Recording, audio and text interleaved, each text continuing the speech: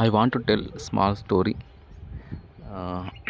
ఒక పేద భిక్షగాడు ఒక గ్రామంలో నివసిస్తూ ఉంటాడు. అతనికి ఎవరు లేరు. చిన్నప్పటి నుంచి అనాథ.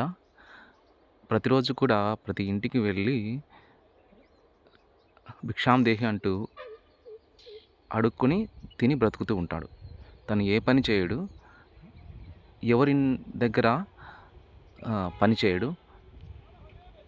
చిన్నప్పటి నుంచి తనకు భిక్షాటన అలవాటైంది కాబట్టి భిక్షం ఎత్తుకుంటూ బ్రతుకుతూనే ఉంటాడు. అలా ప్రతిరోజు కూడా ఆ ఊర్లో అందరికీ అతను పరిచయం. అలా భిక్షం ఎత్తుకుంటూ జీవిస్తూ ఉంటే ఒకరోజు ఎందుకో తెలీదు, ఆ గ్రామంలో అతనికి ఫుడ్ దొరకదు, ఆహారం దొరకదు. ఎవరు కూడా అన్నం పెట్టరు. సరే, దొరకకపోయేసరికి ఒక నది దగ్గరికి వెళ్ళి కూర్చుంటాడు. ఆ రోజు గడిచిపోయింది. బాగా ఆకలేస్తుంది. రాత్రంతా కూడా నీళ్లు తాగి పడుకున్నాడు. తెల్లారింది. మళ్ళీ భిక్షాటనకు వెళ్ళాడు. వెళ్తే అక్కడ మళ్ళీ ఆ రోజు మళ్ళీ అదే పరిస్థితి. ఎవరు కూడా అతనికి భిక్షం వేయరు. ఎటువంటి ఆహారం అతనికి దొరకదు. అయినా సరే మళ్ళీ నది దగ్గరకు వచ్చి కూర్చున్నాడు. అలా 2 రోజులు గడిచిపోయింది. ఆకలవుతుంది. నీళ్ళు తాగి బతుకుతున్నాడు. ఆ నదిలో ఒక చేప అతన్ని గమనించింది. రోజు అక్కడికి వచ్చి దిగాలుగా కూర్చుంటున్నాడు. ఆ చేప గమనించి చూసింది. ఇతను ఏం చేసేవాడంటే రోజు తనకు భిక్షాటన చేసిన అన్నం తీసుకుని వచ్చి ఆ నది దగ్గర ఒక చెట్టు కింద కూర్చొని తిని మిగిలినటువంటి ఆ మెతుకులు నదిలో వేసేవాడు. ఆ మెతుకులను ఆ చేప రోజు తింటూ ఉండేది. కానీ 2 రోజుల నుండి ఆ భిక్షగాడు అన్నం తీసుకురాలేదు, ఆ నదిలో వేయడం లేదు. పాపం తను మాత్రం ఆకలితో బాధపడుతున్నాడు అనేటువంటి విషయం ఆ చేప గమనించి రెండవ రోజు అంతా కూడా అతన్ని బాధపడుతుంటే చూసింది. తర్వాత 3వ రోజు మొదలైంది. 3వ రోజు కూడా అదే పరిస్థితి. ఇక తన ఆకలి బాధను చూడలేక ఆ చేప, ఒక పెద్ద చేప ఆ భిక్షగాడి ఎదుట ఎగిరొచ్చి పడింది. పడినప్పుడు ఆ భిక్షగాడు ఆ చేపను చూసి నేల మీద గిలగిలా కొట్టుకుంటుంటే దాన్ని చేత పట్టుకొని అయ్యో పాపం అని తిరిగి మళ్ళీ ఆ నదిలో వదిలేశాడు. ఆ భిక్షగాడు దొరికినటువంటి ఆ చేపను తీసుకొని వెళ్ళి కాల్చుకొని తిని తన ఆకలిని తీర్చుకోవచ్చు. కానీ తను ఎవరికి కూడా చిన్నప్పటి నుంచి ఎటువంటి అపాయాన్ని కూడా కలిగించనివాడు. తనకు అలవాటైంది భిక్షాటన మాత్రమే. తనకి ఏ పని చేయాలని తెలీదు.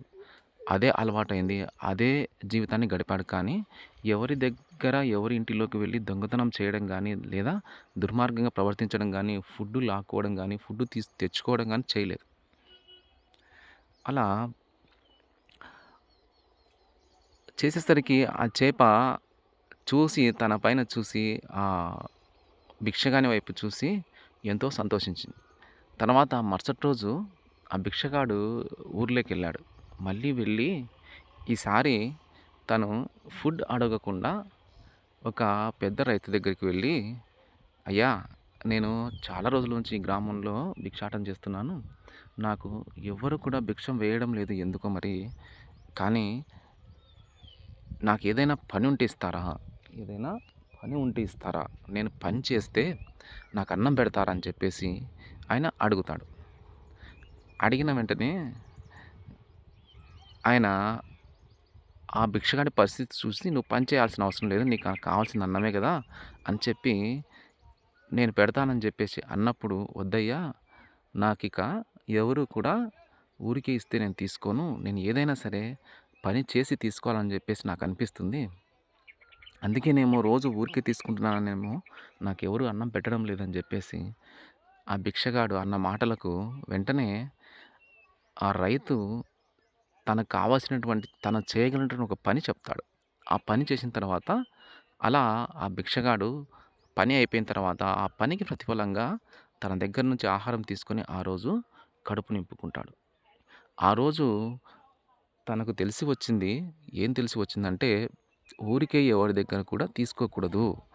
ప్రతిరోజు తీసుకుంటే మనం చులకనైపోతాము ఇతరులకు అని చెప్పేసి ఆ రోజు తను గ్రహించి భిక్షాటన చేయడం మానేసి ఈ ప్రతి వారి దగ్గరికి వెళ్లి పనుందా అని అడగడం మొదలుపెట్టాడు. అలా తనకంటూ ఒక వృత్తిని సంపాదించుకొని, తనకంటూ ఒక పేరును సంపాదించుకొని, తను భిక్షగాడుగా బ్రతకకూడదని చెప్పేసి, నేను చనిపోయే లోపల నన్ను నేను పోషించుకోవాలని చెప్పేసి, తను బ్రతకడం ప్రారంభించాడు. తర్వాత తను సంపాదించుకున్నటువంటి ఆహారాన్ని తీసుకొని వచ్చి మళ్ళీ ఆ చెట్టు కిందన కూర్చొని, నా దగ్గర కూర్చొని తిని మిగిలిన మెతుకులు ఆ నీళ్ళలో వేయడం మొదలుపెట్టి, తన జీవితాన్ని ఆనందంగా గడిపాడు. ఈ కథ నుండి మనం నేర్చుకోవాల్సిన నీతి ఏంటంటే, ఎవరి దగ్గర కూడా ఏది ఊరికే తీసుకోకూడదు.